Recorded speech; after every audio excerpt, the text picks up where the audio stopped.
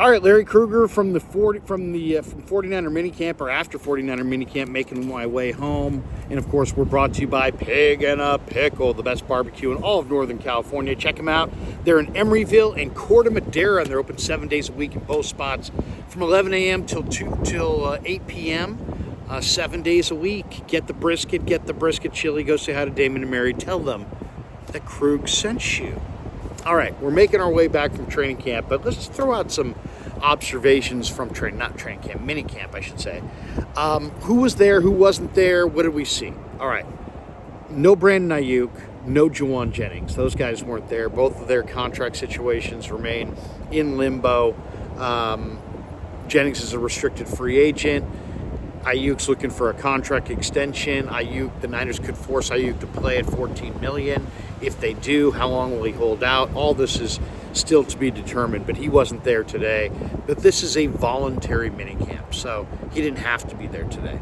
So no Ayuk, no Juwan Jennings. Kittle didn't practice either. He was there in civvies. There was no McCaffrey. And then all the injured guys, Talanoa Hufanga, Drake Jackson, everybody who's rehabbing was there working out in the shed, it seemed. At least it seemed like most of the guys were there working out if they weren't on the field. So, we saw, Jackson's coming off of an injury, I think a core muscle injury possibly, and I think, Talanoa Hufanga's got the ACL. He's trying to rehab, and I don't know if those guys are going to make it for week one or not. But we're gonna find out. But they weren't ready today. As far as what we did see, Brock Purdy was out there. He looked really sharp. Josh Dobbs was out there. I got a chance to see Dobbs for the first time in a 49er practice setting. He looked good. Very athletic. Moved really, really well. I thought all the quarterbacks really looked good for the Niners, including Tanner Mordecai, who was in control. And when he took his reps, he seemed pretty good. I mean, the ball came out on time. Hit receivers in the hands, so his timing looked pretty good. He's played a lot of football, so that shouldn't be a surprise. The Niners, the thing that really struck me watching minicamp here was that the Niners are really, really deep at wide receiver now and at running back. So the competitions are going to be fierce because, most teams take, 10, 11. Only the rare do you see teams take 12 combined running backs and wide receivers. And the Niners have, they're 6 deep, 7 deep at running back. They're 11 deep at wide receiver. The competitions this summer at wide receiver and running back are going to be outstanding. I mean, really, really good competitive situations for sure. So that's what's going on there. And as far as, Purdy said, I asked him about hooking up with Cowing. And, Cowing is going to be add a total different wrinkle to this offense. And you can tell. I mean, you're talking about a guy with 4.3 speed, but great ball skills. This guy's had over 1,000 yards receiving each of the last 3 years. So he's not just like a speedy guy who, is a decent receiver. He's a great receiver, a productive receiver who happens to run 4.38. And with Purdy, his ability to, dot guys down the field and his desire to, take shots down the field, having a guy like this who can take the top off and has ball skills, this could be an incredibly prolific combo. And just ask him about it. I'll put the video out later of my question and his answer, but you can tell, I mean, he really likes Cowing. He was also asked about Pearsall. They're repping it as well. And Pearsall looks very veteran, like very ready to play. So we'll see what it looks like when training camp starts and guys start getting hit. But right now, they've added 2 guys there who both have tremendous ball skills. A couple other things that I think stood out. One, the 49ers, I think the one thing that's also clear is that the depth on the D-line and the depth on the O-line is better and more athletic than it's been. You've got a number of guys on both sides of the line of scrimmage. If you think about it, you got your 5 on the offensive line. You got your 5 starters. Most teams take 3 backups, sometimes 4. So you've got 4 backups. So the 49ers already have 5 established guys. Now they've got many options for those 4 backup spots. And I think the competition on the offensive line, because of what the 49ers, how they evaluate these guys, they're not going to want to lose all these young offensive linemen. It'll be interesting to see if, coming out of this minicamp, if the depth chart in any way changes, or if Kyle stays strictly with, it's going to be Brendel at center, it's going to be Feliciano at guard, or does he look at things and say, you know what, maybe it should be, Kingston, or maybe it should be Purdy. We'll see, because there's no question, watching the 49er offensive line move around on the field, I mean, there's not a lot that you can glean in minicamp, but there's just more athletes, more bigger, stronger athletes. I think Purdy looks good. I think Nugent is definitely a wide body. I thought he was going to look stiff and relatively unathletic in this environment, but you know what? Nugent is definitely an NFL player.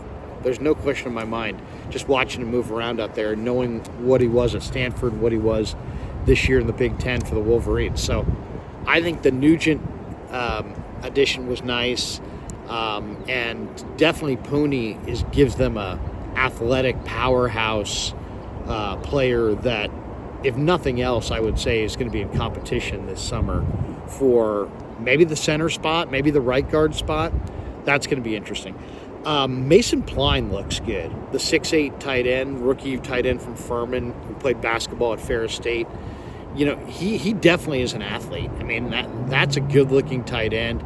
And, I've been talking about the tight ends. The other guy I thought looked pretty good today was Saubert, the veteran who they signed.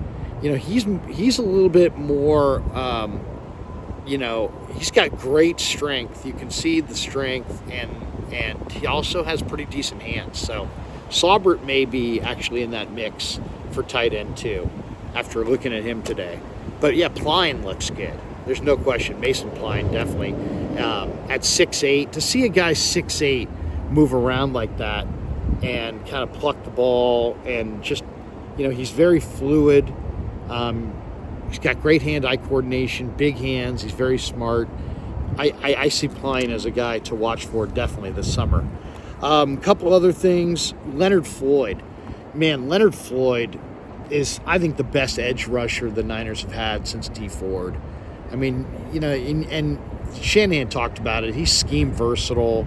You can put him in a 3-4. He can stand up and rush. He can rush with his hand in the dirt. He's just got great length and athleticism and burst, and very consistent production. And I think getting him, nothing against Chase Young, nothing against Randy Gregory. Gregory was really a cool guy to talk to. But I mean, I just think that, that Floyd has a little bit more to offer I think he's a little bit more dynamic as an edge rusher. And I think if you limit Floyd's snaps to just third downs, he can be an impact guy on third down. So it'll be interesting to see, do they go with Yatir Gross-Matos on the rundowns, on first and second down, and play Floyd, potentially in a maybe of a little bit more of a condensed role. But man, you can see the dynamic movement of Leonard Floyd. Kyle was asked about Nick Sorensen and Brandon Staley, and it's like, this is either going to be a total non-issue, or it's going to be the issue all summer, all season, it seems like. Brandon Staley had success with the Rams as a defensive coordinator. He's not the defensive coordinator on the 49ers. Nick Sorensen is. Sorensen's a first-time coordinator. If the defense struggles, does Sorensen suddenly have to start listening more to Staley? Staley had one really good year with the Rams. It wasn't the year they won the Super Bowl, but it was still a really good year. And he's kind of a much more of a proven entity as a defensive coordinator. Now, it's a different scheme that he's run. Maybe that's part of the deal. But that's just kind of a weird situation, because you got Staley, who's been a head coach, and you got Sorensen, who's a first-time coordinator. And hopefully it works out. Hopefully the defense, and it's just really going to come down to how well the players play. I mean, the scheme, I think, is going to remain the scheme. I think that's part of the attraction of Sorensen, is that They like their scheme. They like their front. They like their D-line coach. They like several elements of the wide nine. Kyle has expressed that very clearly, and they wanted to stay with it. They feel like Sorensen was the best solution here. And we'll see. He's in-house. Everybody knows everybody, so it's not like there should be any real surprises. And as far as what does Staley add, I think that's a to be determined. I know Kyle's going to be asked about it a lot. Sorensen might be asked about it a lot. If Staley answers questions, he may get the questions a lot. People are going to want to know, what exactly are you doing? But it sounds like Staley might do a number of different things on both sides of the ball. And we'll see. But I don't know that anything's been clarified other than Kyle said, hey, both guys know who the coordinator is. And the coordinator is Sorensen. So the buck stops with Sorensen. As far as Ricky Pearsall, he was asked about, with the receivers being out, is it nice that Pearsall gets extra time and extra reps? He's like, yeah, absolutely. And there's nothing could be more true than that. What do rookie receivers need? What does Brock Purdy need? What do the Niners need to get out of this minicamp? They need to get reps from Purdy to Pearsall, reps from Purdy to Cowings, and everybody else. They're gonna wind up using, because you want to get those guys as many reps as possible with the big guys out, so that they develop and they hit the ground in training camp. And you've got a rapport and you've got a feel. I think the way this kid Pearsall runs routes, I think him and Purdy could hook up all over the middle of the field. And just to see the way Purdy kind of lit up when I asked him about Cowing, it was like, he knows this guy can really play. And now there's this dynamic nature of you could throw the bomb to him. That's an exciting thing for sure, that could possibly happen. Also, I asked Kyle about Isaac Guerendo. I said, what is he? Because he was a high school wide receiver. He got a fullback number. He's shaped like a fullback, but he's a running back. But first, you got to be able to do all the things. So we'll see. I think he's a really potentially interesting guy as a blocker at 220, 225 pounds. He's definitely a dynamic potential receiver.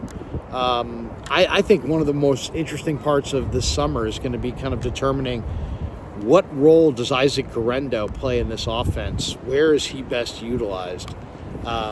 Shanahan said, hey, first you got to start as a runner, and you got to do it. You got to run the ball.